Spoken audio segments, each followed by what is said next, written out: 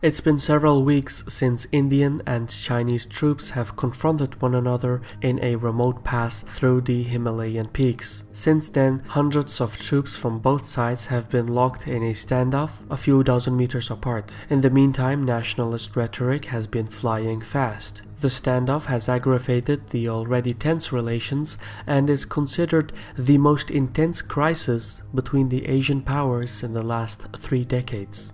However, what is less clear are the geopolitical motives behind the standoff. My name is Shirvan and welcome to Caspian Report. China and India share a border of roughly 3,300 kilometers in length, much of which hasn't been demarcated, and so from time to time there have been frictions. But this time, the situation is slightly more complicated. The current stalemate isn't even a dispute between Beijing and New Delhi, rather it stems from a discord between China and Bhutan. The incident started on June 16th when a group of Chinese military engineers began construction work in the Doklam area, which is one of the 7 disputed territories between Bhutan and China. Beijing had been operating freely in the Doklam territory since 2005, and the work appeared to be an effort to extend a road closer to India's border through the Doklam Plateau. In response, on June 18th,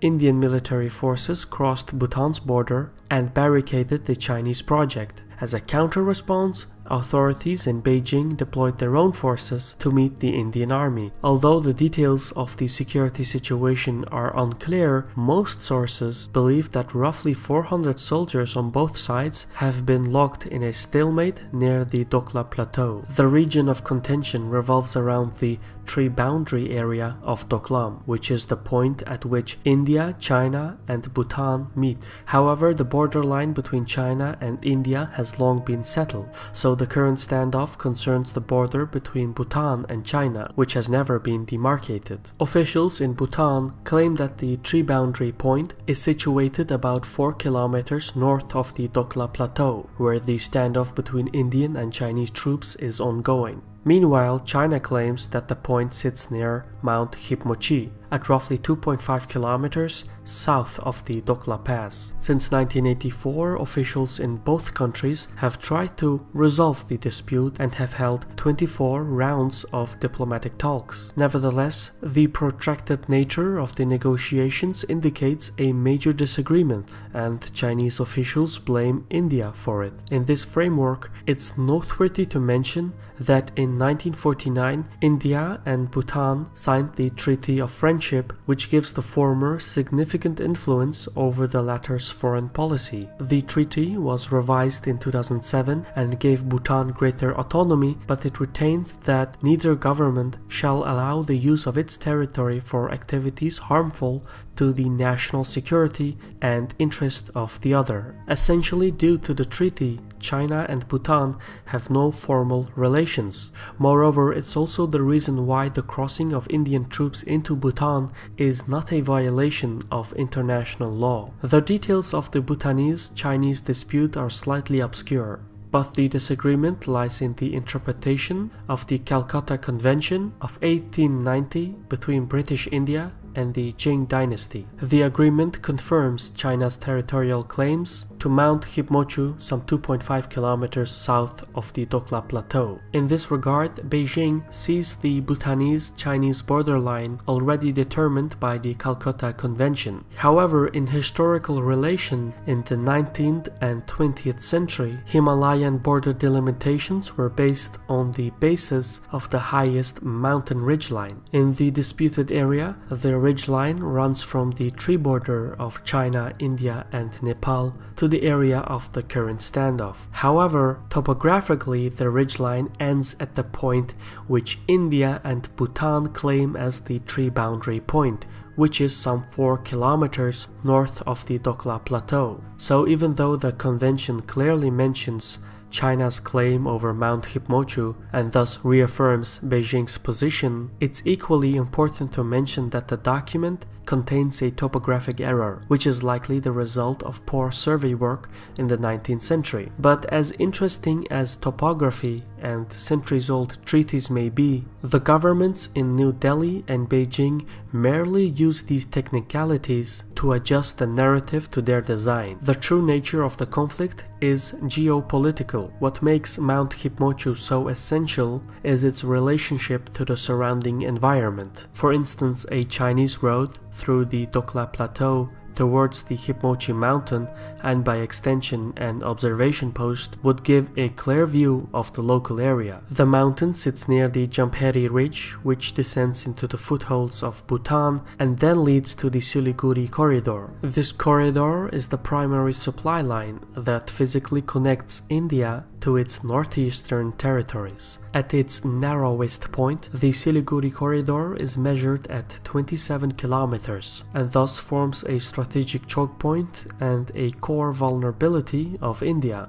The capture or blockade of the Siliguri corridor would detach northeast India, which is home to about 45 million people, from the rest of the country. To that end, whoever controls northeast India controls the upstream riparian of the Brahmaputra River, which flows through Bangladesh and drains into the Indian Ocean. Thus, in the Doklam region, the further south China manages to push, the more leverage it gains in South Asia and the Indian Ocean, and the more Beijing can shape New Delhi's behavior. On the other hand, the more Bhutan can push north, the more secure India gets. For this reason, India seeks to claim territory on behalf of Bhutan with the ultimate goal of securing its own interests. Now, relations between China and India have never been good, but in recent years it has declined sharply because of the former's support for Pakistan. Beijing sees its relationship with Islamabad as a means to contain India from becoming a regional contender. In this context, Beijing's construction of the China-Pakistan Economic Corridor, as well as many other economic projects of the Belt and Road Initiative, runs counter to Indian interests. Besides the grand scheme of things, China has repeatedly undermined India's diplomatic efforts. For instance, Beijing has used its UN veto power to deny India from imposing sanctions on Pakistani militant figures and from keeping New Delhi from entering the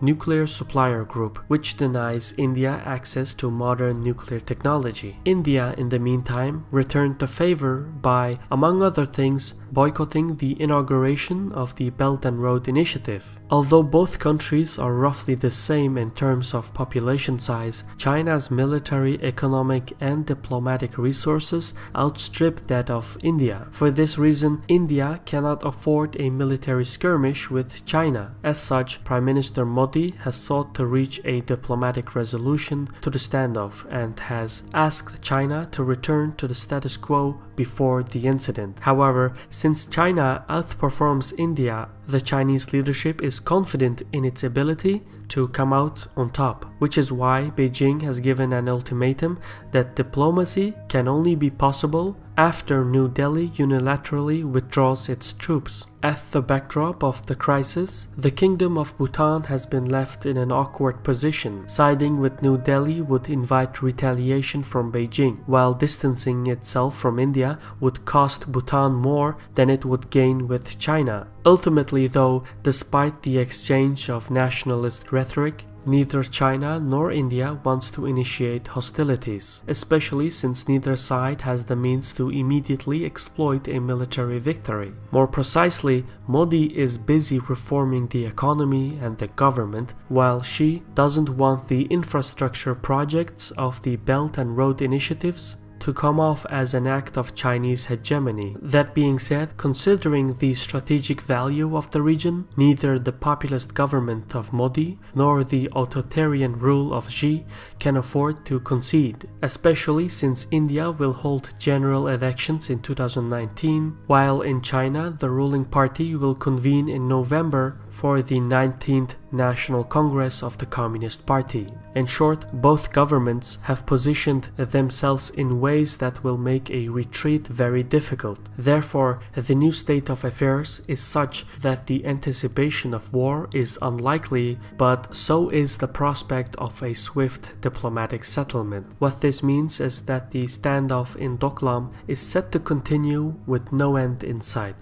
This was a Caspian report by me, Shirvan. Special thanks to our contributors on Patreon who give us the means to continue our independent research. Now, if you're searching for additional sources on geopolitics, check out Visualpolitik. It's a channel that addresses the recent political and economic events. Their videos range from startups in Estonia to immigration in Japan to the rise of Chinese multinational companies. It is a channel that provides meaningful content, so if you enjoy Caspian Report, I highly recommend subscribing to Visualpolitik as well. In any case, thank you for your time and Sarol.